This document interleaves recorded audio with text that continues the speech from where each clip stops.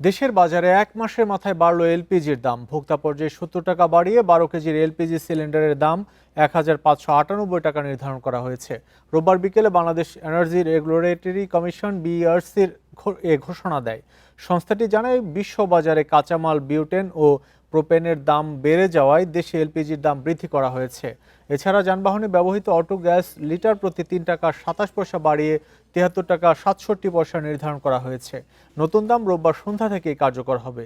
এর আগে এপ্রিল মাসে ২ দফা ৫৯৯ টাকা বেড়ে ১২ কেজি সিলিন্ডারের দাম দাঁড়ায় ১৯৪০ টাকা। গত মে মাসে দেশের বাজারে এলপিজির দাম অপরিবর্তিত রাখা হয়। জুন মাসে ১২ কেজি সিলিন্ডার কমে ৩৫৭ টাকা। ২০২১ সালের এপ্রিল থেকে তরলকৃত গ্যাসের দাম প্রতি মাসে সমন্বয় করছে বিইআরসি।